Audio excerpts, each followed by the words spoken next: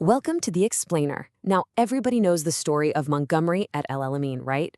But what about the desperate, almost forgotten battle that happened just months before?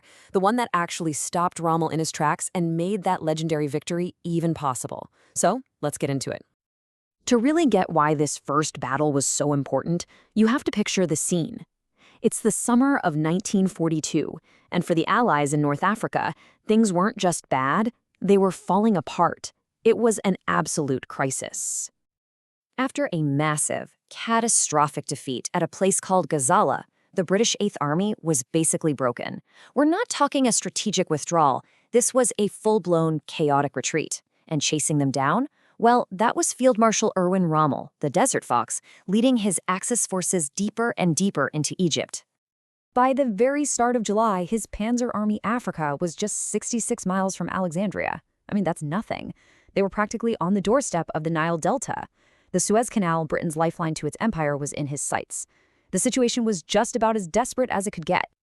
You can just imagine the sheer panic in Cairo. Over at British headquarters and the embassy, they were frantically burning secret documents. They truly believed the city was about to fall. This felt like more than just a battle being lost. It felt like the entire British presence in the Middle East was about to collapse. Yeah, this moment of total panic got a grimly appropriate nickname, the Flap. Some even called it Ash Wednesday because of all the smoke and ash filling the sky from those burning papers. It's a name that just perfectly captures that feeling that the end was here. But the Allied commander, General Claude Auchinleck, who had just jumped in to take personal command of the army, he decided this is it, we stop here. He was going to make one last stand at the only spot on the map where Rommel couldn't pull his favorite trick.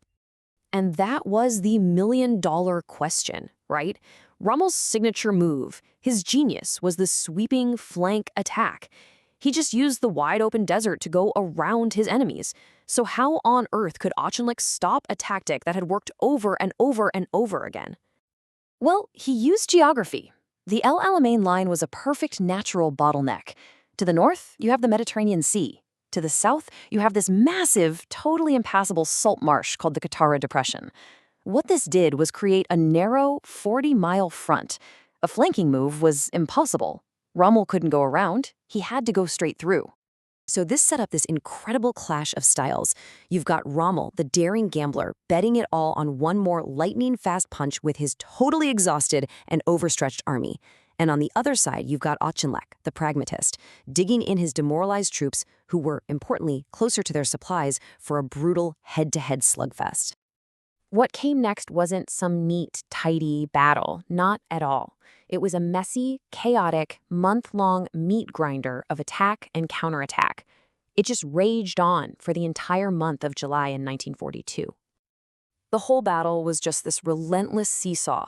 First, Rommel hits, but his worn-out troops slam into a wall of desperate Allied defenders. Then Auchinleck punches back, hitting the weaker Italian units, trying to crack the Axis line. And finally, both sides just throw everything they have left into a few last, costly attacks that really go nowhere. But during those Allied counterattacks, something happened that might have been more important than any ridge or piece of ground they captured. It was a massive, and at the time totally unseen, blow to the Axis war effort. You see, Australian troops overran this small German unit called Signals Intercept Company 621. Now, this wasn't just any old unit. This was Rommel's ear to the ground. They were listening in on British radio chatter, giving him priceless intel on their every move. Capturing them effectively blinded Rommel for the rest of the campaign. So by the end of July, the fighting just kind of sputtered out.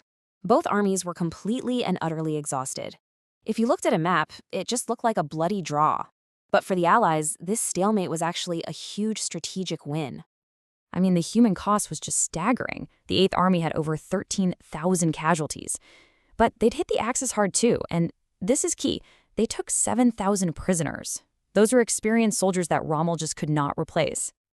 And what's maybe even more critical is what this battle did to Rommel's tanks. His panzer divisions were just bled white. He started to lie with only 55 working German tanks and ended with even fewer. This was a war of attrition, a grinding fight that his long, weak supply lines could never, ever win. A frustrated Rommel later blamed his Italian allies and his supply problems for the failure. And yeah, He was right about the supply issues, but what he never seemed to fully realize was that a huge reason his plans fizzled out was because the Allies had captured his intel unit. They basically knew what he was going to do before he did it. So here's the bottom line. The First Battle of El Alamein stopped the Axis advance dead. That mad dash for Alexandria and the Suez Canal, it was over.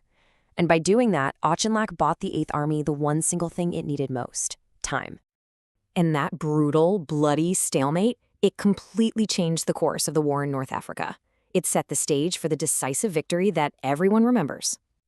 So what happened next? Well, Winston Churchill flies to Cairo. And you'd think the guy who saved Egypt would get a medal, right? Nope. Auchinleck was relieved of command, a whole new leadership team came in, and command of the Eighth Army went to this very charismatic, if, let's say, difficult, general named Bernard Montgomery. And this, right here, is the real legacy of this battle. Auchinleck's gritty, ugly defensive win was the absolute foundation for Montgomery's famous offensive victory that came later in October. You see, Auchinleck stopped the bleeding.